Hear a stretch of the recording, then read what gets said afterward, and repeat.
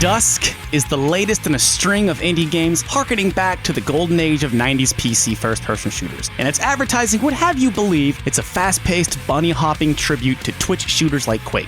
And it is. The game runs like a dream, levels are just begging to be torn apart by speedrunners, and just a few rounds in endless mode will have anyone frantically hopping and blasting like a maniac. So I'm not trying to say that New Blood Interactive is being dishonest about their game DUSK, but there's another reason I loved every last minute I spent with this game. Here's the thing, DUSK is an amazing horror game. Not jump scare you out of your seat or mindfuck you so bad to give you nightmares, but its single-player campaign is just chock full of great monsters, tense music, and brilliant level design. It's a spooky good time no horror fans should ignore. Because look, there are a lot of reasons to like DUSK, but simply calling it a great tribute to classic PC Twitch shooters, I think sells it way short.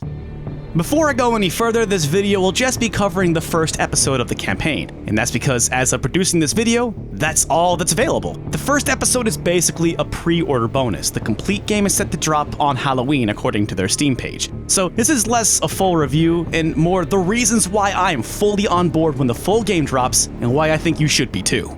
I love a game with a strong start, and from frame 1, DUSK brilliantly lays it all on the table. You start in a dank cave over droning ambient music, a deep raspy voice commands, "Kill the intruder," and 3 chainsaw-wielding maniacs rush out of the shadows to dutifully carry out the order. Within seconds, you are fighting for your life in a cramped, dark room. It's a tense fight. After dispatching the chainsaw maniacs with your sickles, you're prompted to turn on your flashlight, which actually does more to highlight just how dark your surroundings are. Stairs lead to a dungeon with meat hooks and iron bars. Beyond that are torchlit caves occupied by cultists, possessed goats, and weird symbols. Moving further leads to a cellar and the realization that holy shit, you are really deep underground. And oh god, that's not good.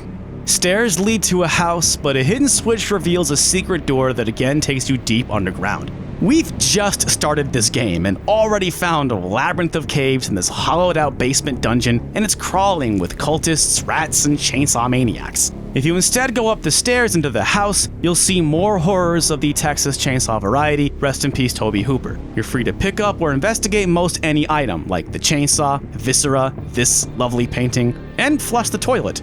Or you can skip all that and just run upstairs, grab the shotgun, and go hunting for cultists outside. But it's within minutes. DUSK establishes what kind of experiences it's offering. If you want a rock-solid action game with tight movement and awesome enemies, there's plenty of shooting waiting for you, and when you finally get to the surface, plenty of space for bunny hopping and Twitch gunplay. But if you want to take your time, put on a pair of headphones, and really drink in the environment, DUSK makes it worth your while. It's a thoroughly creepy world to explore, but it also doesn't forget that it's a ridiculous video game, so you can still smash plates and flush things down the toilet. It sets this precedent and honors it on every level thereafter. The second level is a mixture of wide open areas and tight claustrophobic farmhouses and cornfields, but feel free to smash every last tree with a boulder or grab the soap and hit the shower. The third level features a church with an uncomfortably deep hole, but watch out for that spooky skull! I don't want to go into too much detail about the rest of the levels, but suffice it to say, DUSK is a really impressive package.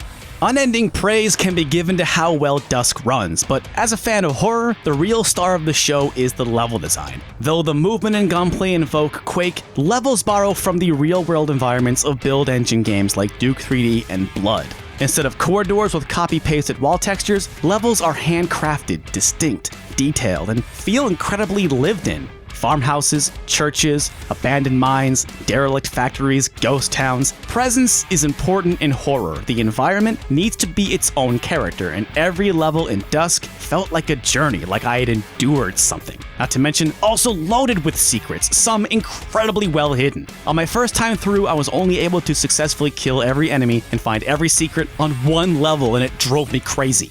The other stroke of brilliance is the audio. Dusk could have been non-stop brutal guitar riffs and crushing metal drums and still worked, but it instead saves those for white-knuckle moments where you're pitted against a small army of monsters. And while those moments are great, most of the time Dusk is drenched in layers of ambient synth chords sprinkled with white noise or droning dissonant sound effects, throwing in the occasional stinger to punctuate certain events. The levels are sprawling with lots to explore, and the music and environmental sound effects make sure you never feel comfortable while you're doing it. I always felt a tinge of anxiety as I entered a new area or hunted for those last few secrets. And it says something that I've played through the campaign about 2.5 times, and enemies still occasionally get a jump out of me. Keeping with its 90s roots, each enemy has an audio cue for when they've spotted you, and it's a scary collection of sounds. Too much Resident Evil 4 Mercenaries mode has me conditioned to start sweating at the sound of a chainsaw, so these guys are always a bummer.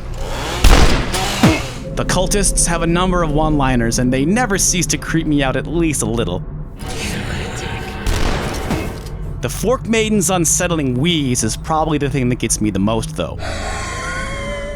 Her design is also one of the more unpleasant ones, too.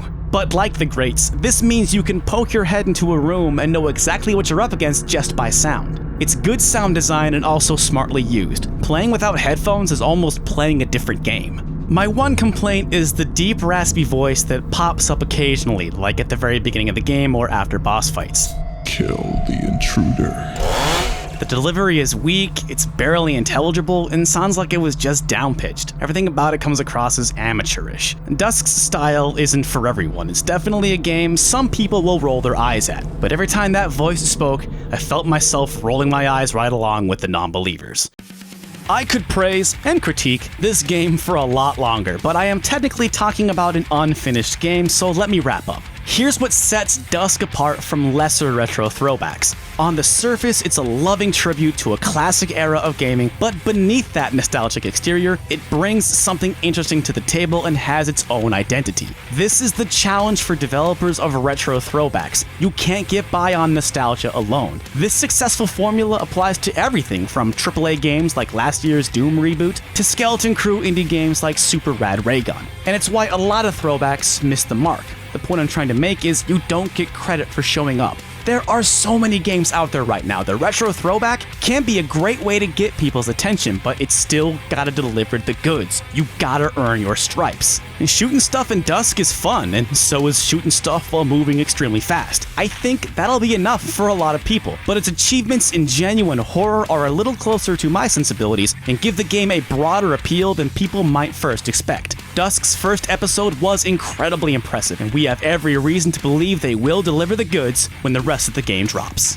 Thanks for watching. Stop Skeletons from Fighting is a Patreon-supported show. For early access to videos and to have your name here with all these awesome people, please help us out. Just a couple of bucks makes a huge difference. Check out our other videos. The channel officially now has 10 years of content. Plus, we got our new Halloween videos coming up soon. So, thanks again for watching, and we'll see you again real soon.